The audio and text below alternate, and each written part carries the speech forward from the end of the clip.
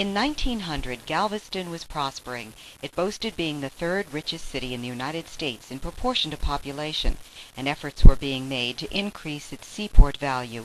All major railroads served Galveston, and 60% of the state's cotton crop was exported through its port.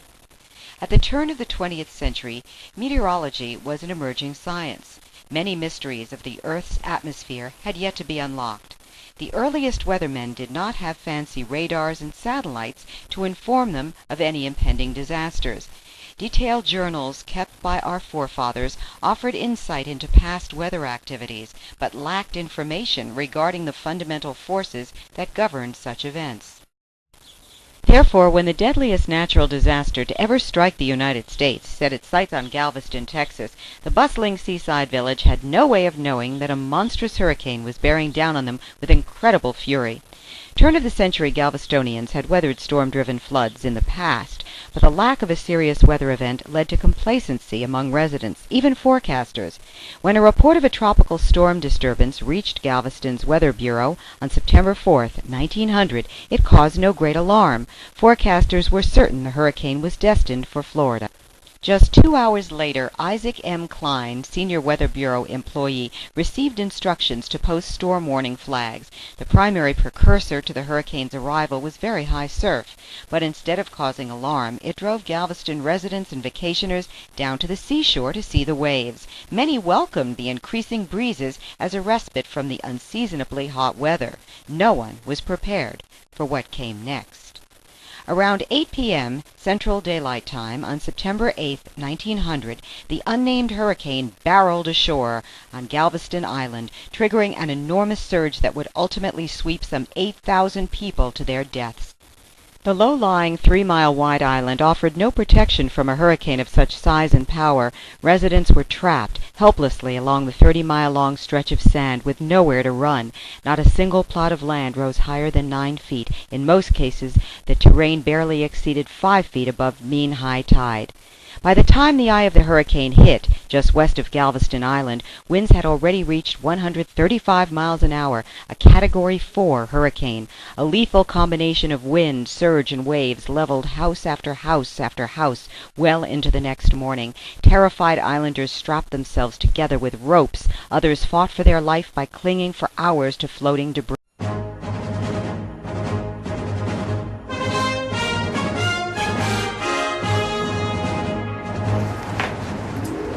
Thank you for watching Texas Daily News. Today, September 8, 1900. We have just received breaking news on the killer hurricane that struck Galveston, Texas.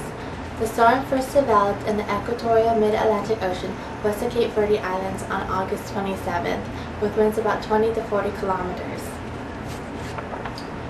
The storm then traveled to the Caribbean Sea about 360 kilometers south of Santo Domingo City, Hispaniola, in early September. It then moved into the Gulf of Mexico, giving strong winds to Tampa, Florida's west coast, Key West, and Juniper, showing signs the storm was moving over the states. Galvestonians had been aware of the storm since September 4th, when it was reported moving northbound over Cuba. But at the beginning, details had been sketchy because of poor communication. Ships at sea where oncoming hurricanes built strength had no way of telegraphing weather observations ashore, and other 19th century technical shortcomings interfered. Except for the rain and wind, Saturday began in a city of 38,000 inhabitants, much the same as any other day. At the peak of the storm, Captain Halsey, a steamship captain of the Louisiana, estimated the winds at 150 miles per hour. If his readings are correct, this hurricane will be classified as a Category 4 hurricane on the Saffir-Simpson scale. Today in Galveston, Texas, winds reached storm force at 1 p.m., then soon after, winds increased and reached hurricane velocity at 5 o'clock p.m. During the night, destruction on Galveston began. Buildings were dashed by waves and torn by winds. Debris flew crashing through windows and walls, killing people all across the city. The storm lifted debris from one row of buildings and hurled it against the next row until eventually 2/3 of the city, then the fourth largest in Texas, had been destroyed. People striving to make their way through wind and water to refuge were struck by hurtling bricks and lumber and sometimes decapitated by flying slate from roofs. Terrified islanders strapped themselves together with ropes. Others fought for their lives by clinging for hours of floating debris.